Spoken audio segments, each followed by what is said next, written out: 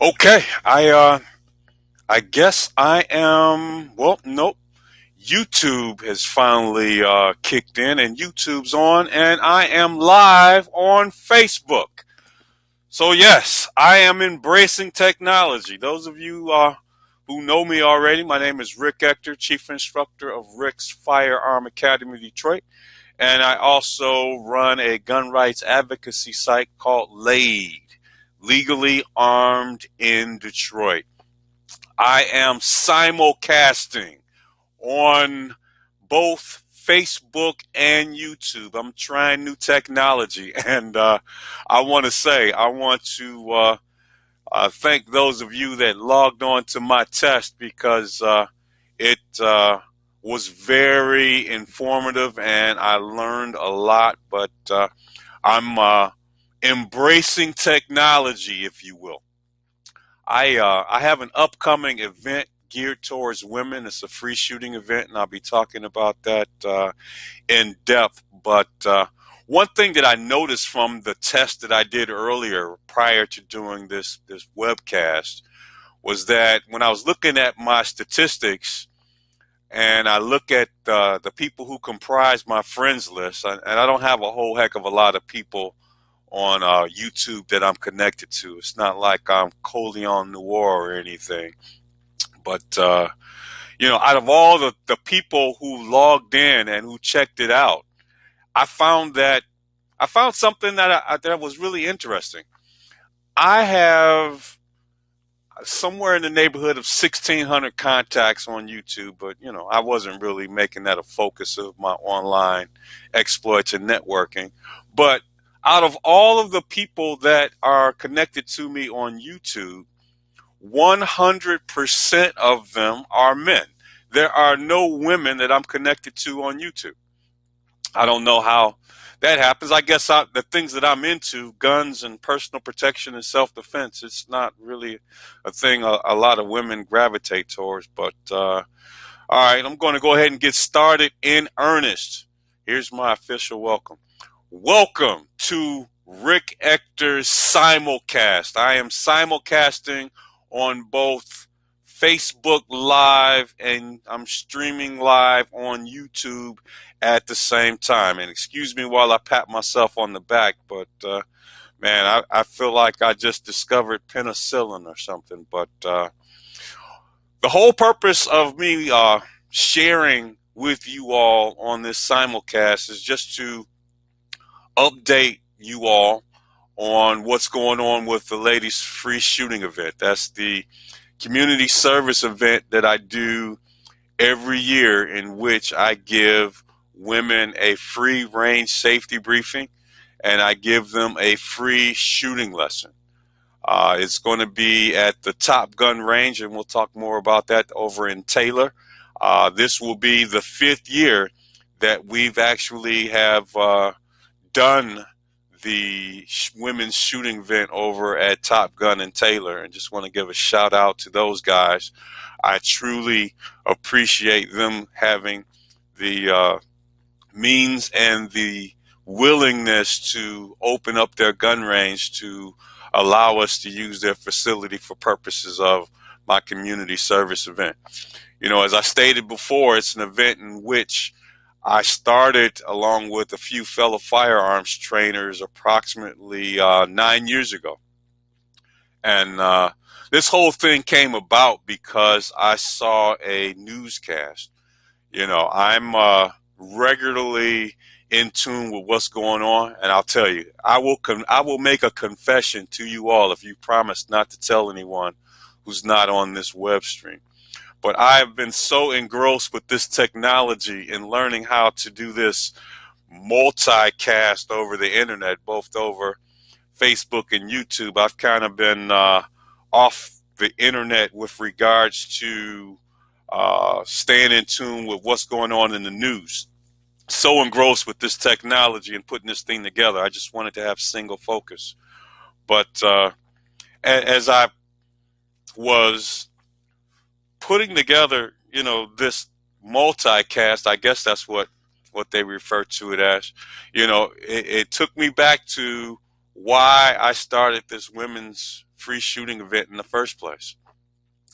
I saw a very distressing and disturbing story in the news media, and it's probably not unlike, the gore and the crazy stuff and foolishness that we see, on a regular basis, here in Metro Detroit on the news. But this one particular case, it was about a woman whose body was discarded in the street as if it was trash. She was obviously attacked, raped, killed, and discarded, which was pretty gruesome, I thought.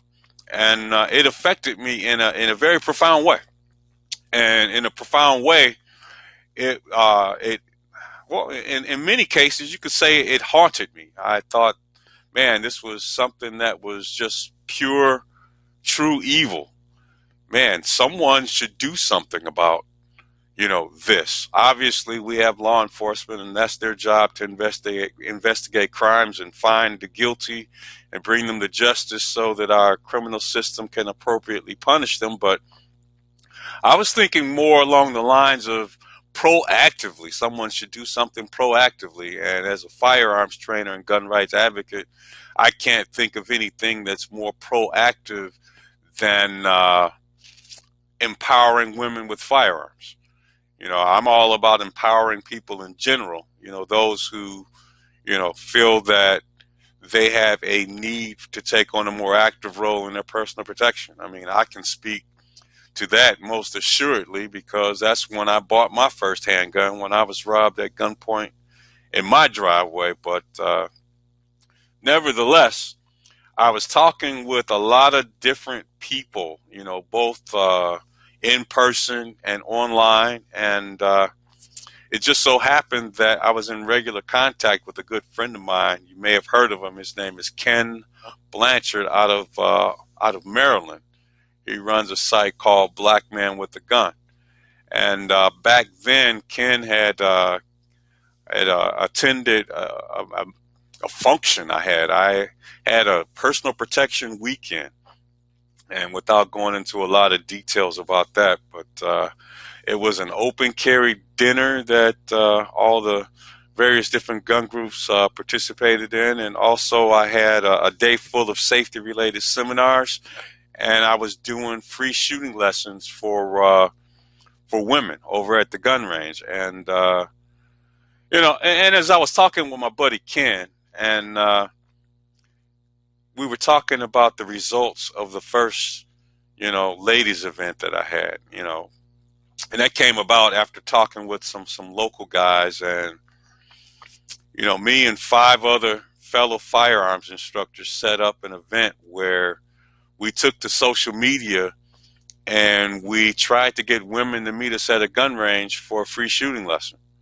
And that was essentially my response to that gruesome story about the woman whose body was discarded in the street.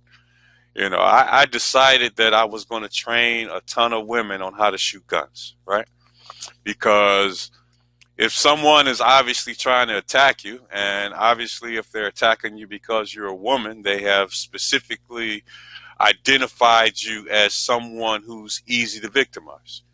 And because of that, I thought that the crime was especially heinous. It's bad enough you're a criminal and you're exacting violence, to get whatever it is you want, but you're also going to focus your attention 100% on women. So, I found that particularly disturbing. And so as a result of working with 5 or 6 fellow firearms trainers, we got the idea that we were going to give a free shooting lesson to women, and I'll tell you, I had these very high expectations. One of those words that is magical is the word free. You say free, man, people at least look over at you and see what you're talking about just to make sure that it's genuine and a bona fide offer. And, I took to social media, and I think I was even passing out flyers too, man. I really, really wanted to do something about, these bad guys who have no qualms about attacking women, especially killing them and raping them. And so I wanted to do something. So, me and fellow firearms trainers, the gun range we got with, they allowed us to have the free run of their gun range. And we had 50 women that came out. And you know what? When I look at, some of the things that people are doing in some of the events, 50, considering that I was just starting, brand new.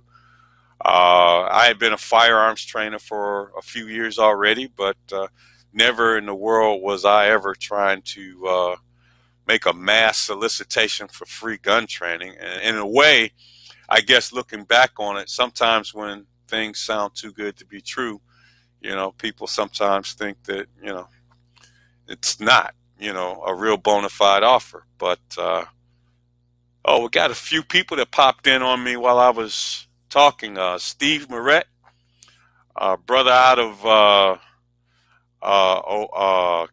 listen to me, Florida Cary. What's going on? It's you guys. Dan Welt, what's going on? Hey, says Rick, you are an inspiration. Keep up the good work. Hey, yeah, thanks, man. I appreciate that. But we in the aftermath, we trained 50 women, and in a way, I felt good while we were doing it, but there was just something that just expectations, I had it in my head that I wanted to train hundreds of women, and we trained 50.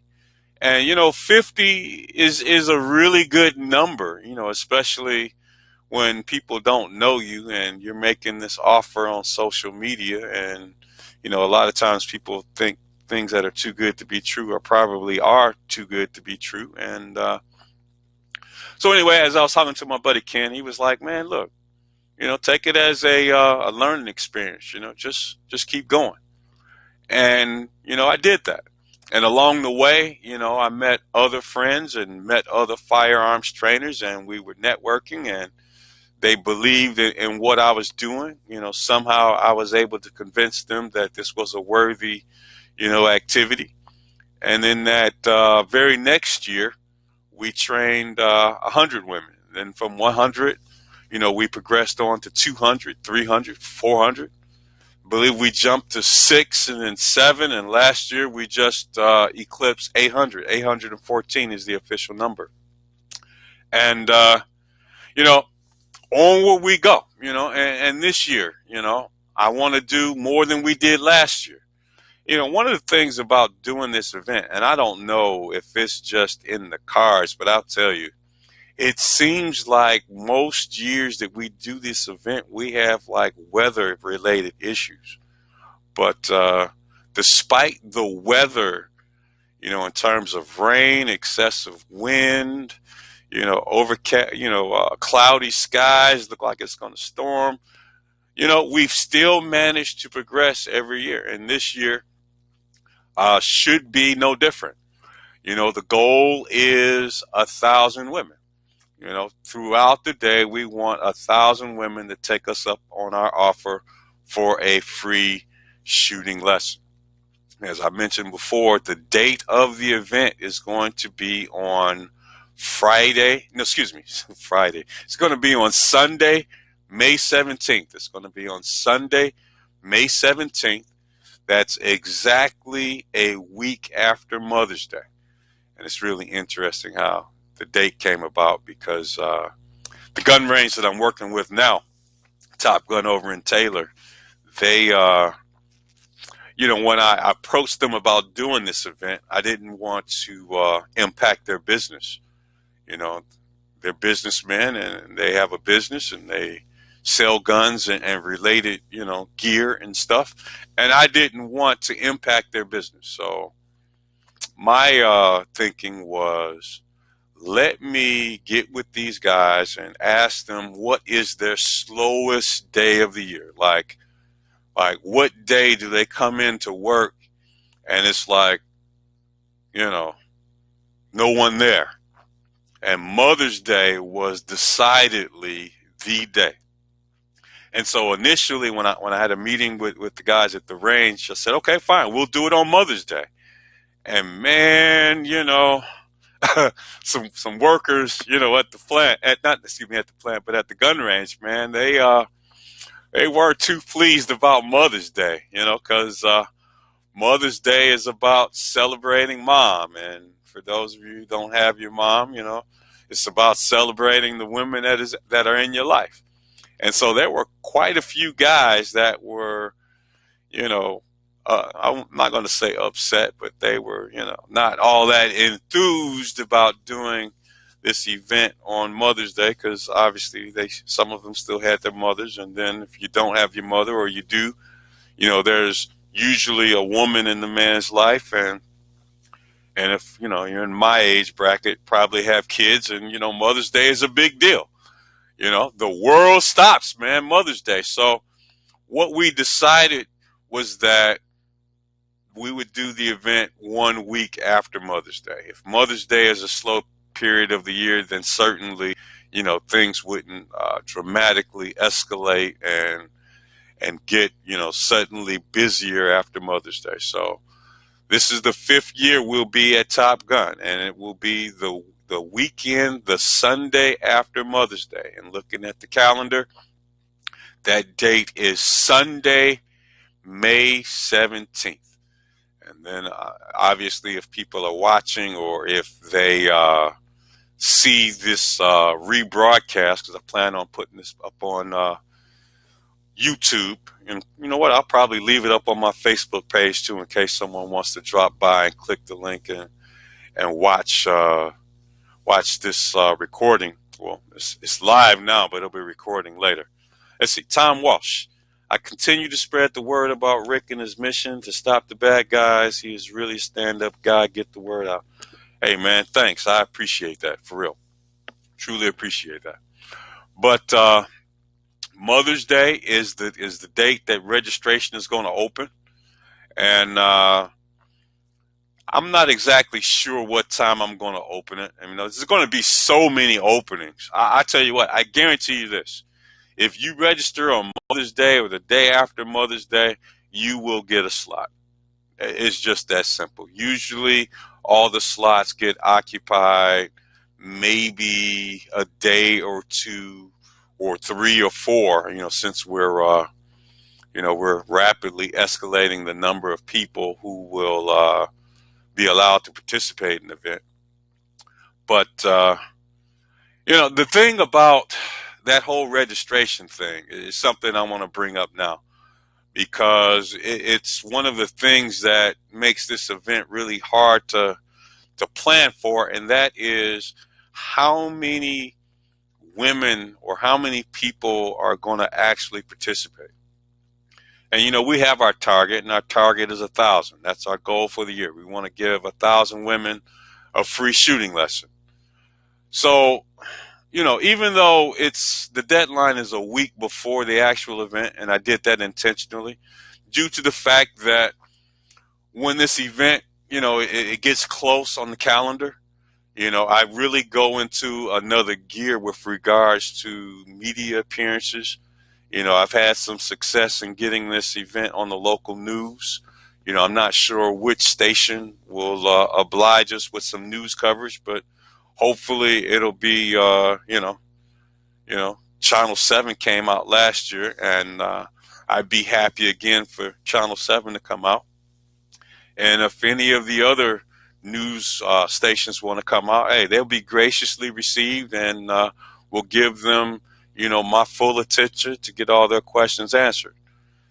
Because this is what this event is all about. I want to get some publicity beforehand. I want to get some publicity during the event. And then afterwards, we want to talk about what we did. And hopefully that news story will be that we actually trained 1,000 women on how to shoot a gun in one day, in terms of, we start from the first foundations. The very first thing that is going to happen, and this is just a general overview, for the women who are watching this live or who are going to be watching this on the rebroadcast.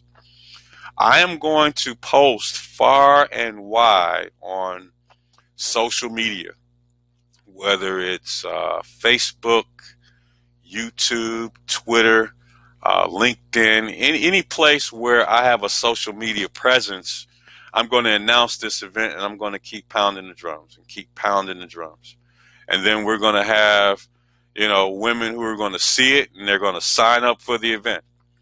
And when they sign up for the event, I just ask just one thing.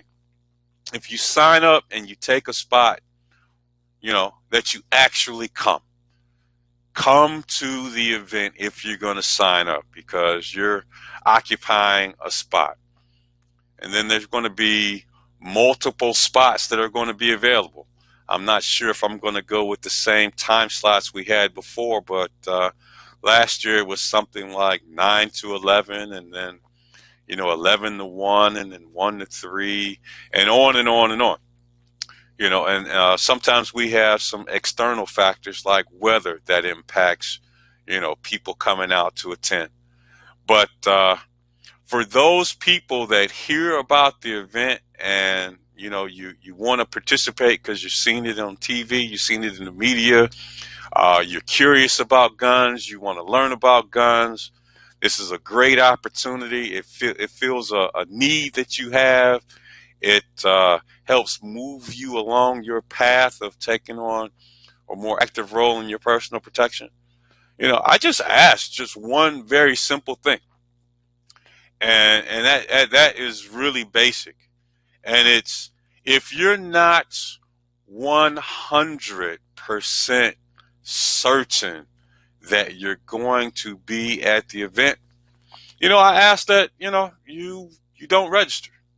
And I know that's a crazy thing for a person to say, that he's promoting an event and he wants people to show up, but I want the numbers. I want to make a great impact. I want to empower as many women as possible, and can't do that if we're full of no-shows.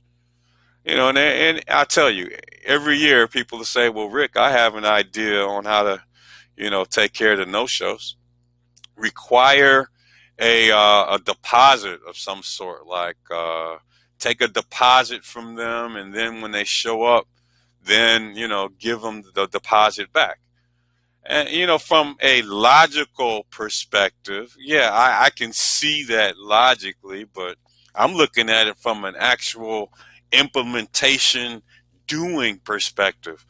I don't want to tie down or tie up X number of people to look at either computer screens on their handhelds, or looking at their cell phone trying to access some database, or heaven forbid I go with multi-page printouts, and then having people having to go through that process manually, and then don't get the names confused and give the wrong people their deposit money back. That just seems just so burdensome. That's more work than I want to invest in this. So far, the system we have in place, it's the honor system, and the honor system is that I'm asking that if you want to be a part of this event, that if there's not a certainty that you can be there, although I want you there, I ask that you don't come, because it's the no-shows, also the weather, but the no-shows, and then I have to go through a scheduling thing. Like, take this year for example. This year, I want 1,000 women to receive a free shooting lesson to empower themselves, so that they can better protect themselves and their family. So, how many additional people above that 1,000 do I need to register if I take into account no-shows? I have no idea how many no-shows I'm going to have. And so really it's my best guess as to how many no-shows I'm going to have. So I just ask, please, if you cannot make it, don't show up. Now, here's the other piece that's part of that. I do realize that people have the best of intentions, and they look at their calendar, and they look at things that they have planned in the family or with their spouses, and they say, well, you know what, I am pretty reasonable And I'm pretty certain that I can make this event on that date for this time slot. I am going to be there. And you know what? Great. Love to have you there. The other thing that comes up, the thing that comes up is someone signs up for a time slot, and then I don't know, something happens, or they find out that a friend of theirs that they wanted to attend the event with, they signed up for another spot. And then it becomes like a management nightmare to try to accommodate people who can't go to session one but want to go to session two because their friend is in the other session. It's a lot, and I really do not have really the manpower. And I keep saying this every year. Look, I don't have the time to do this. And we're talking about 1,000 people signing up. Can you imagine 1,000 people signing up, and then let's just take the ridiculous extreme. 1,000 people decide that they want to change their time with another person. And then this thing isn't, I don't really have like some type of solution that's online where I could change this stuff in real time in some online database. I bet I could if I wanted to. Like put up a Microsoft Excel spreadsheet somewhere and have it accessible through the internet. And that's more work than I want to do. But here's the thing: this program, coffee. This program is something that I am single-handedly very proud of. It is my honor to be able to have friends and resources and people who believe in this event. I certainly could not do this event by myself. I could not. But I am really honored that there are people who believe, as I do, that this event is very important.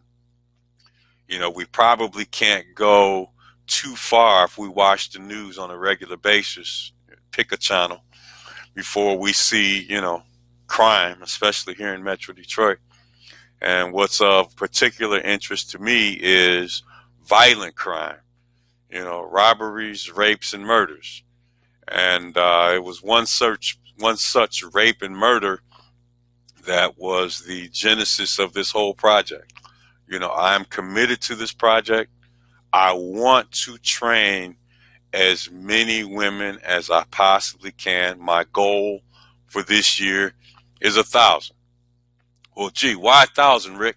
Because it's more than the 814 we did last year, right? This thing is still growing. It's still big. And there are some ideas I've been floating around about how to get even more people informed about this event and to get the word out. One way of getting the word out is by posting it on social media like Facebook. But from what I've been able to ascertain from my research and talking with people who are more informed about networking and publicizing events on Facebook, is that one of the things about Facebook is that even though, let's just say hypothetically, you have 5,000 friends, that's the maximum amount of friends you can have on Facebook. Let's say you have 5,000 friends. If you post an update to Facebook, all 5,000 of your friends are not going to see it. Facebook doesn't send your updates to all 5,000 of your friends. How many? I really don't know. It's some subset of the maximum connections that you have that they allow to see, your postings. So I have two Facebook, personal accounts. And I post this event on both Facebook personal pages. I have 5,000 on page one, and I'm just shy, maybe a score or two from 5,000 on page two.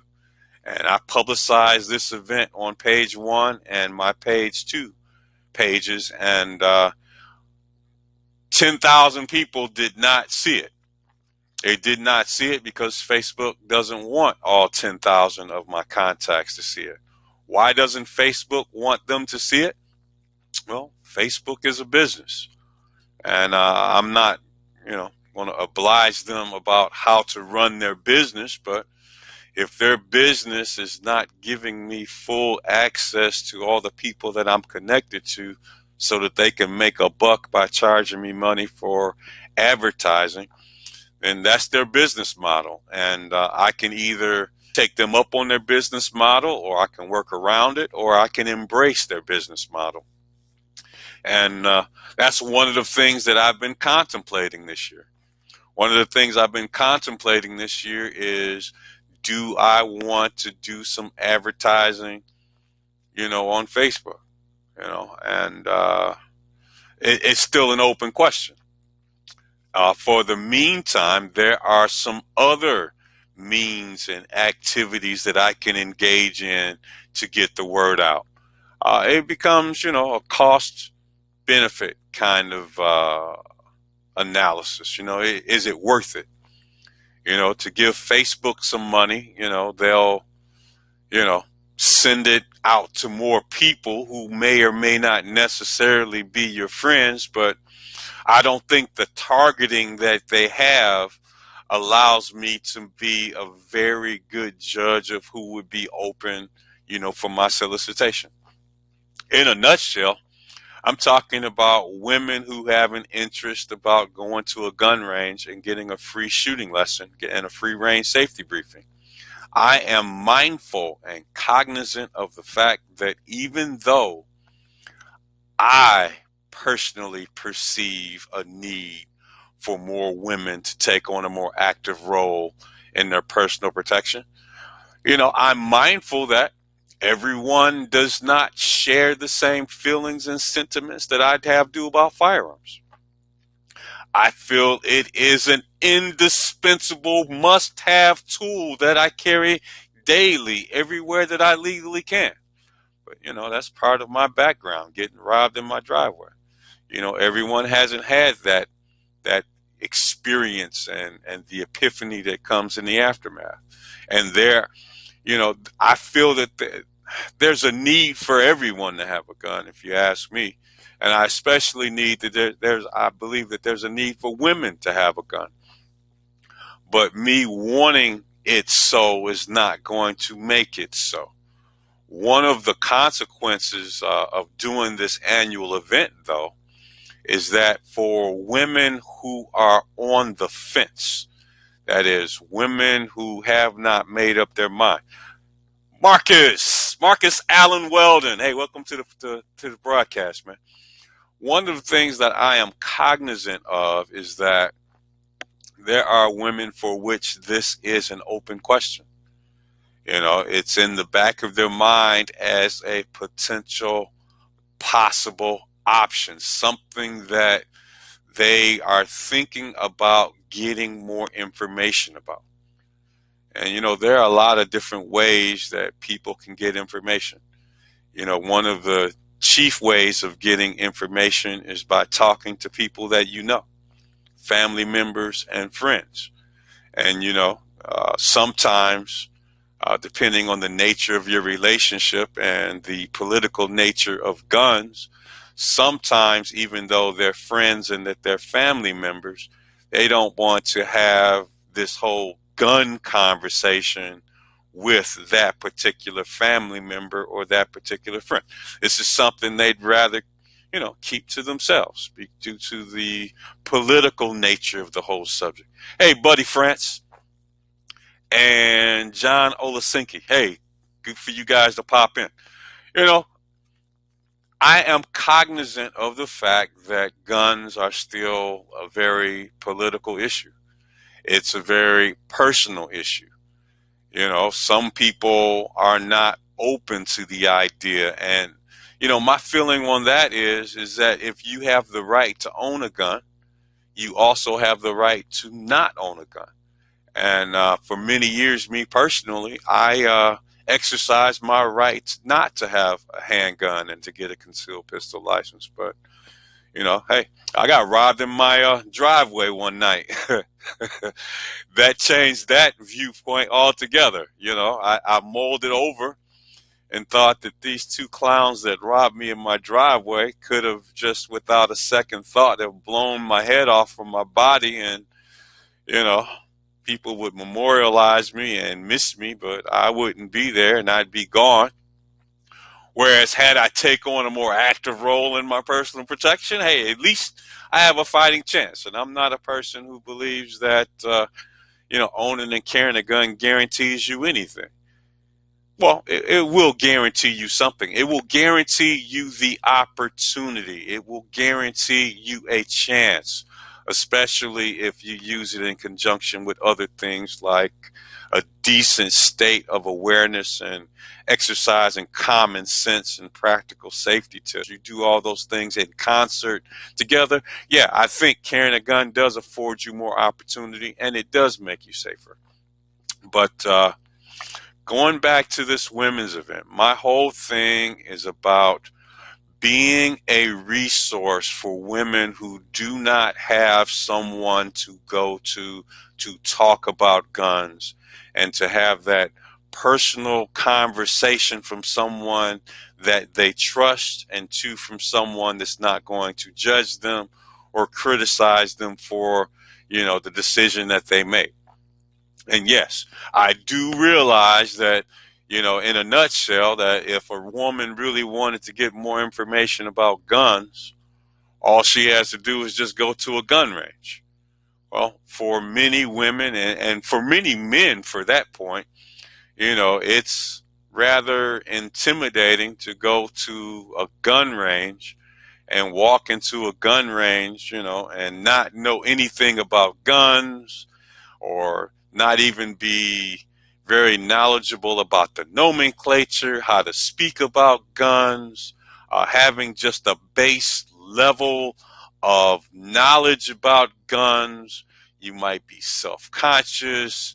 You may just have just a total lack of information, and you're really at a disadvantage walking into any type of business under any type of arrangement and trying to have a meeting of the minds and trying to determine, how should we best go forward if you don't have any information and they have all of the information. And there are horror stories. I like this that's one situation that comes to mind. I had this one woman who took my concealed pistol license class, my CPL class once, and she had a 38 special, which it's fine. It's a 38 special, in my opinion, beats no 38 special or no gun. So yeah, if you happen to have a 38 special and if you're going to carry it, great. It beats not having anything. But this was one of those airweight 38 specials. And if you're familiar with those airweights, those are, those guns that are, lack of a better word, they're made of very lightweight material. Okay.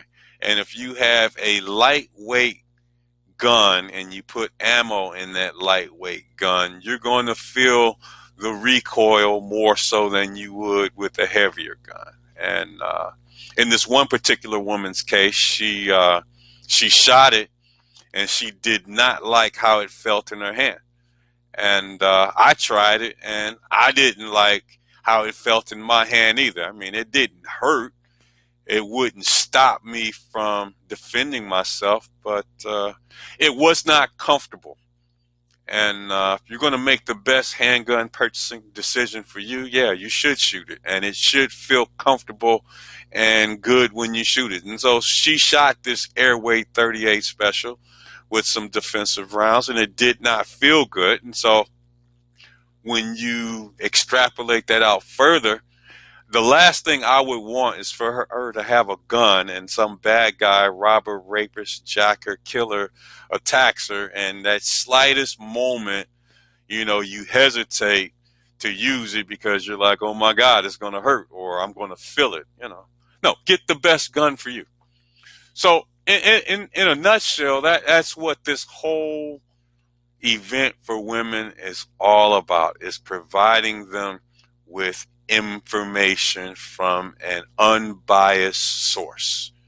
It's some information that hopefully, if they buy into the fact that it's being done, by a group of firearms instructors who happen to be working in conjunction with a gun range, if they buy into the fact that they're going to get honest, true, unbiased information on which they can stand on and make a wise purchasing decision, then this is the type of event that we would want.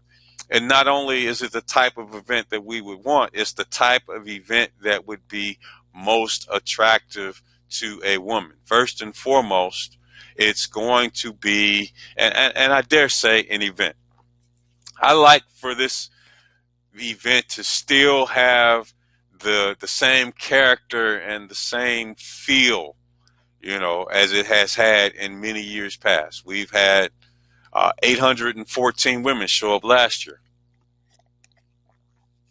I wanted to still have that same spirit, that same energy, that same excitement, from say last year we did it. Last year, you look around the room and there's just scores and scores of women in the gun range at any one specific second of time.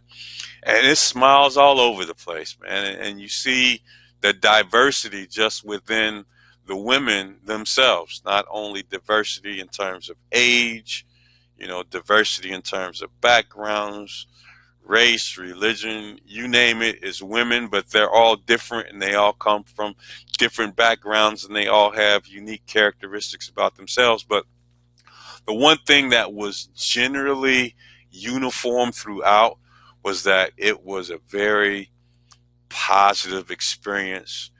They learned a lot. They appreciated the fact that it was from an unbiased source. There was no judgment, and that the information was presented in an entertaining fashion. They learned, they were allowed to apply that information, and that they bought into the fact that safety was first and foremost baked into the process. You're going to get a range safety briefing. You're going to learn everything that you absolutely positively must know to safely operate a gun. That's step one. Step two is when you actually go into the range, you know, that you're going to be one on one with a trained and vetted firearms trainer, someone that actually knows what they're doing, someone who can ensure that you don't inadvertently do something that could lead to an unfortunate consequences. You're going to be one on one with a trained, vetted firearms trainer. And I'll tell you, the key point is that they're vetted. You know, I am cognizant of the fact that people go through firearm instructor training classes. There's probably an instructor training class or session that happens probably every weekend in the state of Michigan. And you know what? And if you meet the requirements for your training, you are going to be a credentialed firearms trainer.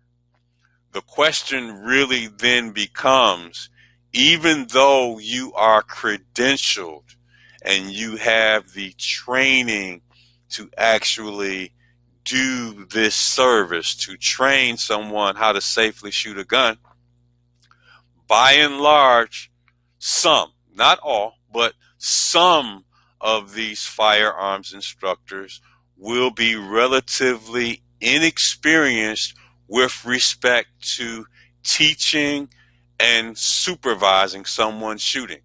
It's one thing to shoot a gun on a regular basis or to have a lot of personal shooting experiences with operating a gun, just you, but it is a complete, total complete different animal, different situation, different circumstance to actually train someone else to safely operate a gun.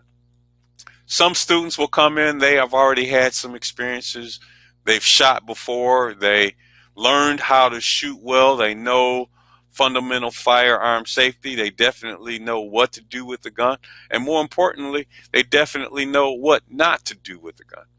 And some of it, is basic fundamentals. Keeping that gun in a safe direction, not putting your finger on the trigger until you're ready to shoot. But weird things happen. you know, shooting a gun, especially if you're shooting a semi-auto. Oh my God, what happens when one of those hot pieces of brass flies up and goes down your shirt and gets strapped in your bra? Then what happens? Sometimes what you learned in that class or in that training session, it goes right out the window when you're shooting for real and you're burning up, and it's hot. And you might have temporary leave of your senses. You might do some things that you wish you hadn't done, but it takes a vetted and experienced firearms trainer to be able to safely oversee someone shooting. And that's the thing. There are going to be some firearms instructors, and here's the thing, that have asked to be a part of this event. And you know what? I always believe more firearms instructors is better than less. My key thing is that I want to ensure that each and every firearms trainer that is working this event has the appropriate training and or qualifications, and most importantly, the actual supervisory experience. Excuse me. The very last thing that I would want to happen, for this event is for someone to participate, come out, and something, unfortunate or unsafe happen. And, we are, when I say we, me and the committee and the fellow firearms trainers, we just had our first meeting about a week ago. And we are laying the groundwork for not only adopting and utilizing past policies and procedures, we're also taking advantage of this time that we have before the event to make the event even safer. And one of the things that we're doing from a trainer's perspective is that we're adding in levels of training in between what we already have. I don't want to go into, the weeds of what we're proposing and the things that we're discussing, because everything is subject to change while we're in the process. But the key thing that the key takeaway about that statement is that we are meeting now, and we will continue to meet on an ongoing basis to continue the safe track record that we have for people being safe at this event. And two, despite the fact of not having any safety issues in the past, we're working to make this event even safer. So that's another key point that I want to make sure that I deliver to women who are looking to attend this event. You will be 100% safe. You will be safe because you will be trained. You will have a informational session. There's some new things that we're talking about doing to bake in an even additional level of training in between the general body meeting and the actual shooting exercise. And then when you go shoot in the booth, you're going to be one-on-one with a vetted, qualified, and experienced firearms instructor. Now, I know I keep focusing on this experience, and I am in no way trying to denigrate or to downplay or to suggest that someone who has recently become credentialed and certified is someone to be avoided. No, I'm just saying that with anything, take driving, for example. To get a driver's license, once you've met the minimum age, whatever that is, once you've taken the appropriate training, whatever that is, once you pass the appropriate written test, whatever's on it, and if you need to take a driving test, okay, you pass all of these tests, and the state of Michigan will give you a driver's license.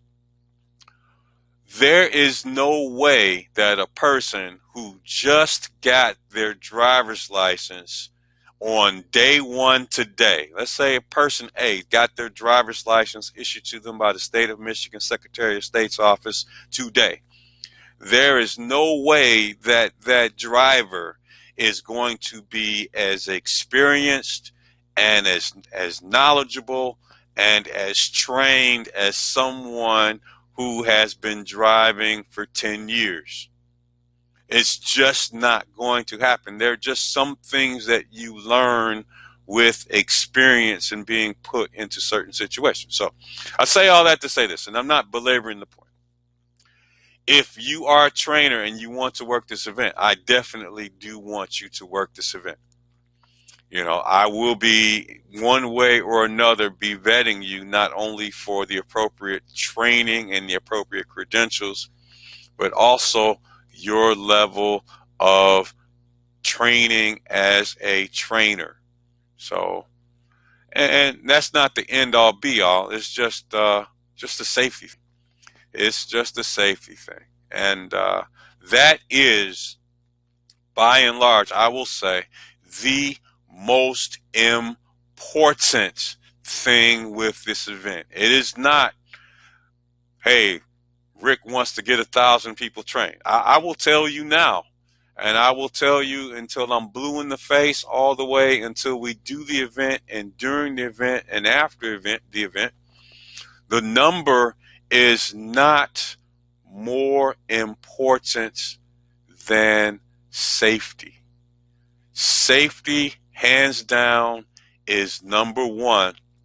And that is what I want to ensure that happens at this event.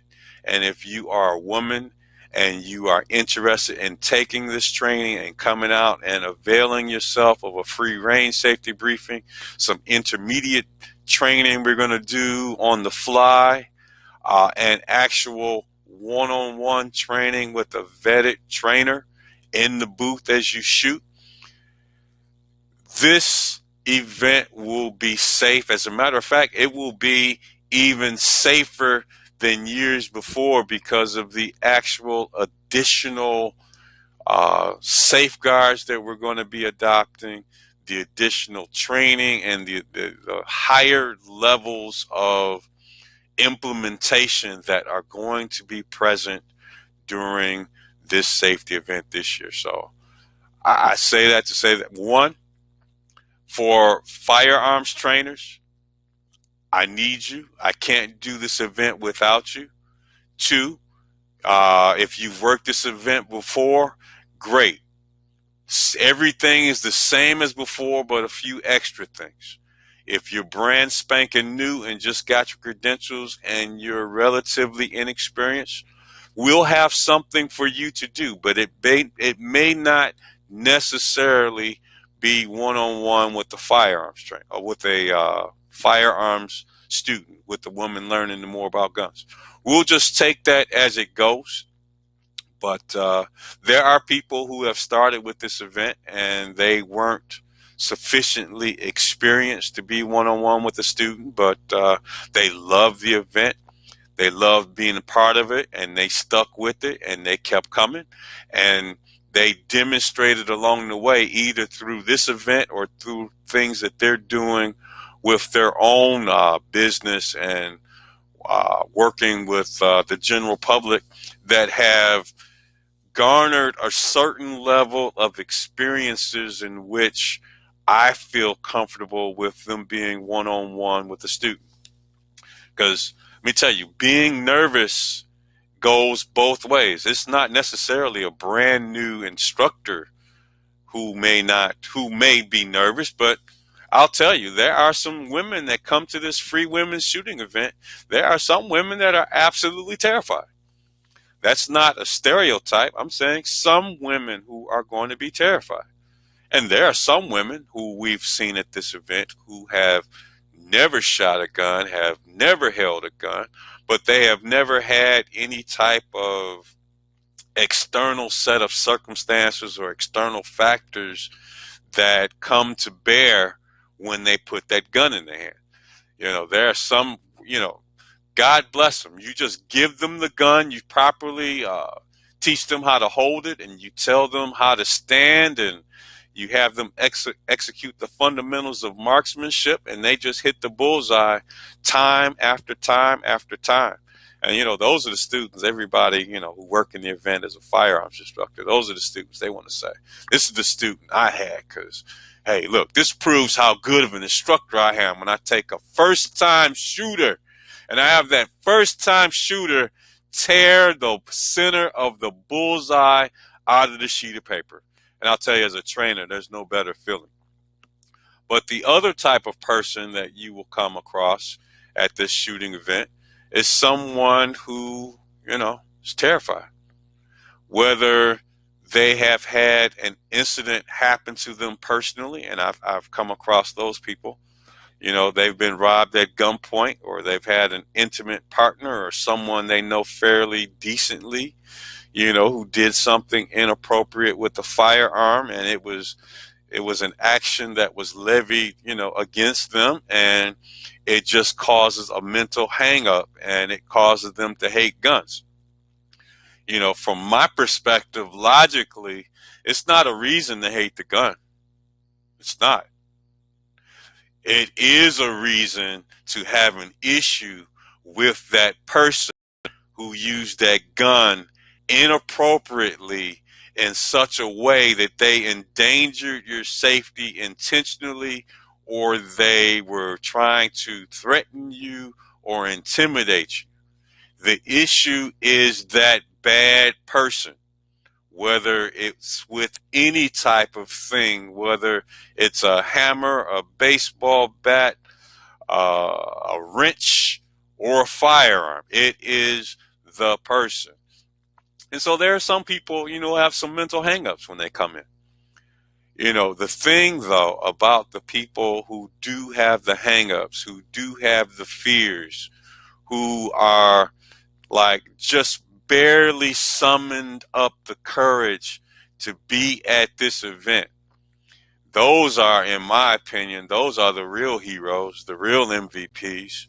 Those are the people who, despite their experiences, who, despite their background, who had enough level of trust in the program, in the instructors, in me personally, in the design of the system, who said, look, I am going to come to this event anyway. I am terrified. I am scared. But this is something that I feel that I have to do. And let me tell you, there are, in my opinion, the bravest people in the world are not the people who don't have fear. There are all kinds of people without fear. Sometimes you're just fearless just out of ignorance, or sometimes you're fearless because there's something wrong with you. The bravest people in the world, to me personally, are people who have some fear, who are nervous, who could summon forth any type of excuse to justify not coming to this shooting event and not taking advantage of this free shooting lesson. But despite their fear, despite their trepidation, despite how their heart is fluttering, or their heart is racing, and you could just feel them shaking and trembling, and you can hear it in their voice. The people who, despite having all of that going on, who come to the event despite their fear. Let me tell you, I find that person to be incredibly brave. In my opinion, you measure how brave a person is by what they do despite being afraid and despite